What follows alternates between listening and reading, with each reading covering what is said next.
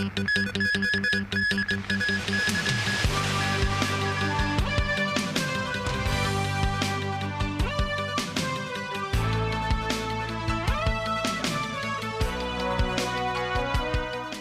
Travel Industry Council says 6 Hong Kong tour groups with less than 100 people are traveling in Thailand, and all of them are reported safe. TVB News also spoke with some Hong Kongers residing in Bangkok about the frightful scenes they saw. A precarious moment when the train in Thailand was rattled by the mega quake. Anxiety gripped the streets of Bangkok as well. Many stayed outdoors, dreading more aftershocks and devastation. In a phone interview, Mrs. Low, who's traveling in Thailand, said the tremors lasted around 1 to 2 minutes. She says some e-payments did not work because of signal disruptions, and the convenience store accepted cash only. Former footballer Derek Curry, who used to play here in Hong Kong, lives in Bangkok. I was sitting watching the Hong Kong Sevens from my home in Bangkok, and I fell asleep, and I woke up, and the building was swaying. The doors were banging. I couldn't stay on my feet. I said, my God, what's happened? Then I remembered 2004. I said, this could be an earthquake. So it seemed to last forever, maybe only a minute or so, but it seems to last for a long, long time. And I did have thoughts at one stage as maybe my time's come up, and that's how bad it was. Another Hong Konger living in Thailand said his home saw land subsidence after the quake. As the building appeared to be tilted to one side after a few minutes of tremors, he said the damage would have been much worse if the quake had lasted longer. In the evening, some travelers heading to Thailand voiced their concerns as well. I contact with my mom and my dad all the time, like to check that whether they are okay. Right now, I'm still quite worried that can we land like when we arrive in Bangkok or not. It's originally 6:50, then it's 7:50, now it's 8:50. So, but I think, fingers crossed, everything's gonna be okay. I'm worried about my family. This year, they're also in Thailand.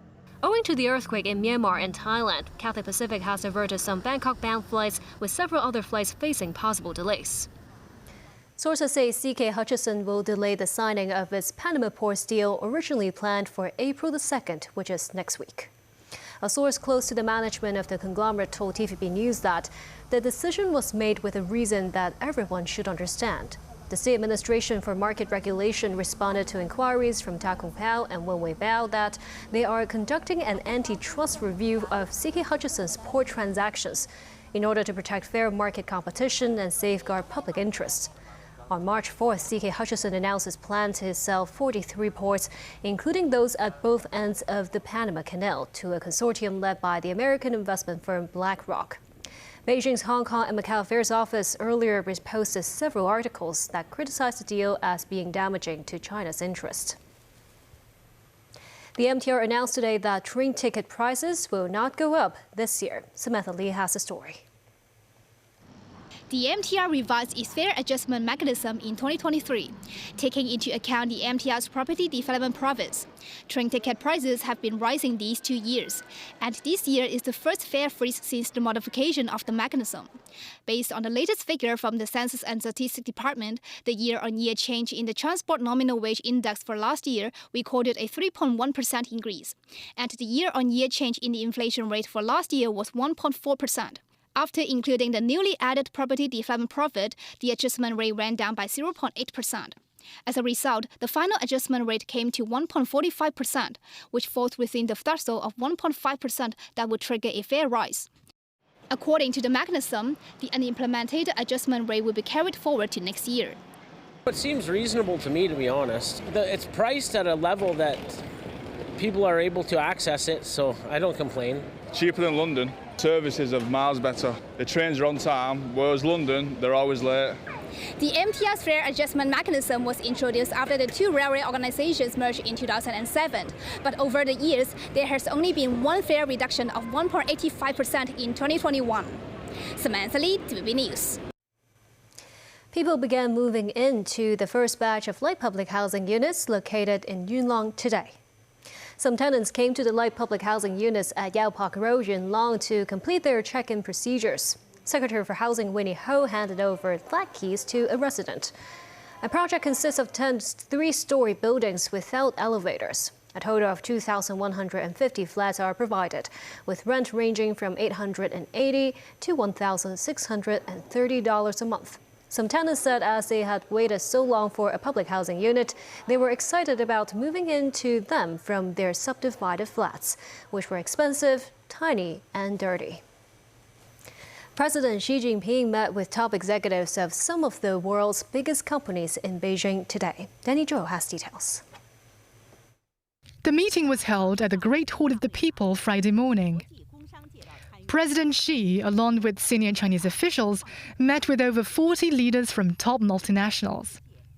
They include Blackstone CEO Steven Schwarzman, Samsung Electronics Chairman Li Jiayong, BMW CEO Oliver Zipse, Qualcomm CEO Cristiano Amon, AstraZeneca CEO Pascal Soriot, and Stephen Orleans, who is president of the National Committee of U.S.-China Relations. Bridgewater's Chief Investment Officer Ray Dalio, Chairman of Toyota Motor Corporation Akio Toyoda, and President of Saudi Aramco Armin H. Nassar were also in attendance. She said the relationship between China and Saudi Arabia has galloped forward thanks to the Belt and Road Initiative. Meanwhile, Xi sought to dispel global companies' concerns about making big investments in China as the U.S.'s tariff war escalates.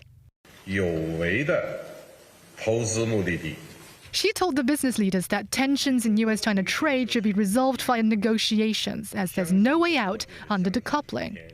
Foreign-funded enterprises are encouraged to expand their investment, as Beijing is determined to further expand the opening up of the Chinese economy.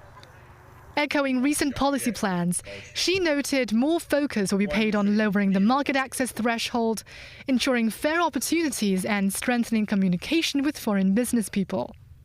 State media reported that the executives expressed willingness to deepen cooperation and build up their presence in the Chinese market. Danny Zhou, TVB News.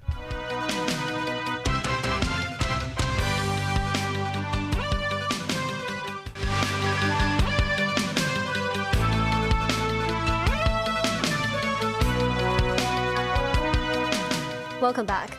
Australians will go to the polls on May 3rd for a general election. The country's high cost of living and housing shortage is likely to weigh on the government as Prime Minister Anthony Albanese's centre-left Labour Party seeks a second three-year term.